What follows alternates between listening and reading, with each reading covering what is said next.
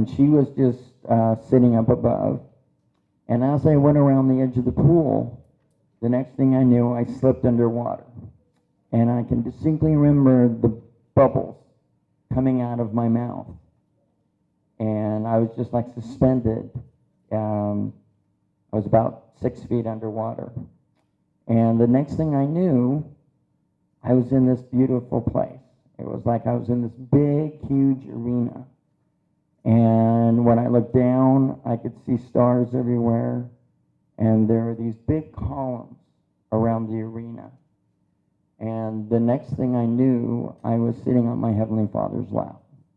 And my Heavenly Father was talking to me about how my earth life had been difficult.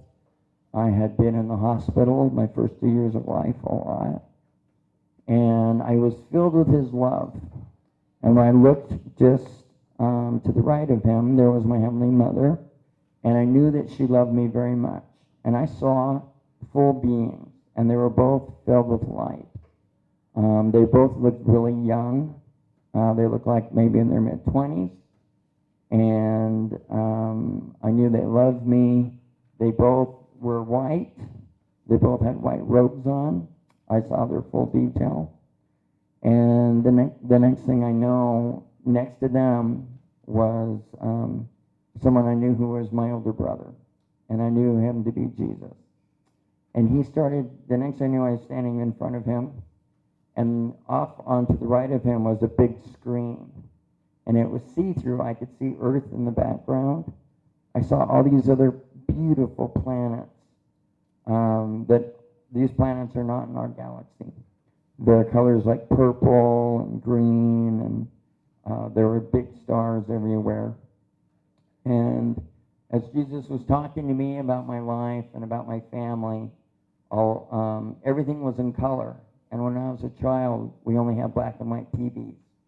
And so I was just going, oh my gosh, this is really cool.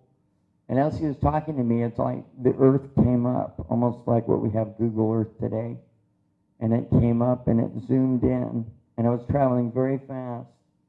And at one point, we zoomed in on, I lived on a circle on top of this hill.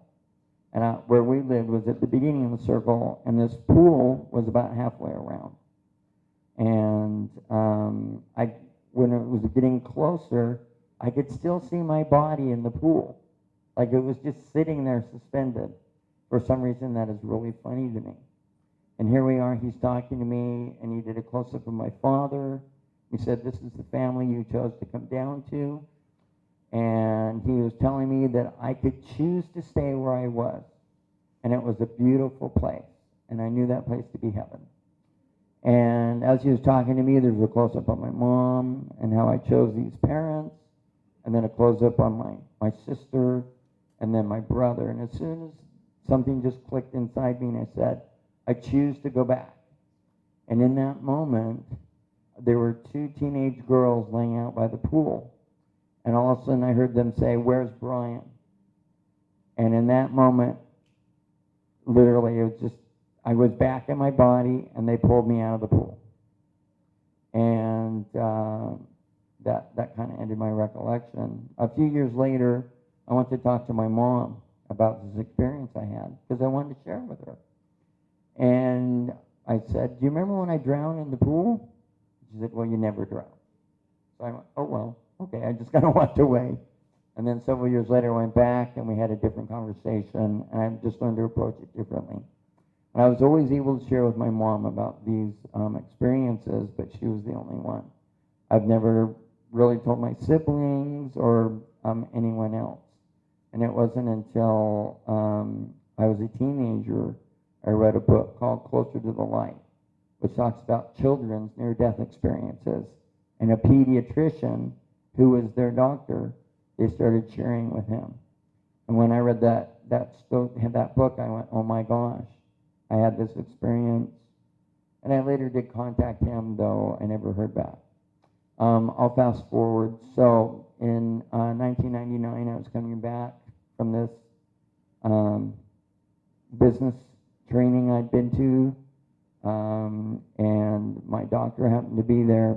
And so I I woke up after I left the vehicle. I woke up in the hospital 10 days later. And I didn't know why I was there. I had an experience, though, that I'll briefly share, that I was having kind of a dream nightmare experience. Part of the dream was I was in this beautiful heavenly place, and I was actually sitting up in a very tall tree, and everything was very green, and the sky was very blue, and everything talked to me. I knew that everything loved me. The tree loved me, the grass loved me, and the blue sky loved me. Everything was energy, but everything was love all at the same time. And then I was having this nightmare that I was in a hospital, hooked up to machines, and that nurses were kind of yelling at me. They were saying, "Who are you?" And I would say, "Well, if you don't know who I am, what am I doing here? Where do you live?" "I don't know where I live." You know. So they were kind of, I couldn't answer their questions because I really didn't know. I didn't know my name, didn't know so many things. So when I woke up in the hospital, I realized, uh-oh, here's my reality. And that other part of me was in a different place. And so lo and behold, as I woke up and started becoming conscious, I started remembering being in another place. I do have a slight remembrance of the car, I call it my car learning experience, where I had a remembrance of being very high up in the sky, and I knew that was my spirit when it left my body, and I saw the vehicle rolling across the dirt. Because basically what happened is the car was headed northbound, it went off to the right, the driver woke up, I was asleep, the car spun, and when it hit the center, we were facing southbound, and it flipped, and then I went out. And I've had some remembrances since then that when my body left the vehicle, my body actually saw my spirit in the sky. My body thought that it was going into the dirt, because there's just something inherent that I know that my body and other bodies know, that when our spirit leaves it, we go into the dirt, we go back to the dust. So when I woke up in the hospital, my body was really happy, because it was going, oh my gosh, you know, my spirit's back in it, and I'm not in the dirt anymore. So one of the other things I'll share is that when I showed up on the other side, many of my relatives were there, grandparents, great-grandparents. My father had already passed. And my relatives would hug me. They'd say, I love you. And then they said, like, what are you doing here? It's not your time yet. And I had that on both sides of my family. It was like a repeat. What are you doing? I don't know what I'm doing here. It's like, okay, I'm here, you know. And one of the things that happened, though, is that both sides of my family, my mother's side and my father's side, they were off in the distance. I could see them, so they'd hug me, and then they'd go off in the distance, and I kept going to follow them. And I distinctly remember one great-grandmother stopping me and saying, I love you, but you can't go where I'm going. She says, just go with your guide that's over there. And just behind me was a man, a being of light, and I knew who he was.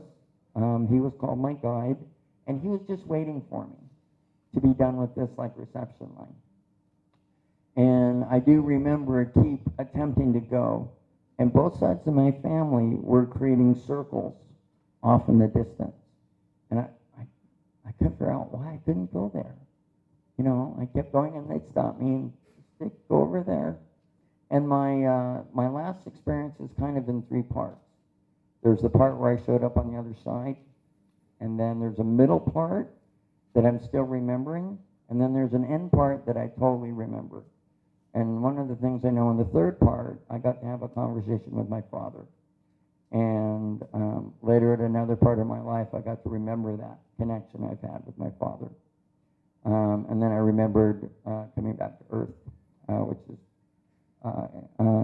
And part of this remembering is like I can remember an experience of being in the top of a hospital room, and my guide's with me, and he's telling me it's time to go back in your body. And my body was hooked up to machines. I'd had a head injury and a broken leg, broken femur. And I saw my body and I said, well, that's not me. I'm not going back into that. It's kind of like that slice of It's a Wonderful Life. And that's what I look at. And we were talking, he's saying, no, you agreed, you made the choice. I said, well, hey, that's not me, and let's go back. Let's go back and talk to God, and we're going to make a new agreement, because that's not me. So I was really adamant. And he was kind of saying, well, time is running out. If you don't go back, your body's going to die. You know, and, well, I'm alive, and I'm here. And so he basically said, why don't you go around through the hospital and see if you can find yourself, and when you find your body, I'll be right here, you come back and get me. And I remember actually wandering through the hospital. This hospital was in Provo, Utah. And it wasn't later on when they first got me on my feet. One of the things that happened was that anything I've ever done physically, I've had to relearn to do. One of the things that happened is that my physical memory was wiped, and because of the head injury that I sustained, when I got to a care facility, they gave me like blocks, like a circle, a square, and a triangle. And when they handed me the blocks, I couldn't fit them in there. And it was just a couple minutes that my therapist said, let's put that down and we'll go do something else. I said, great.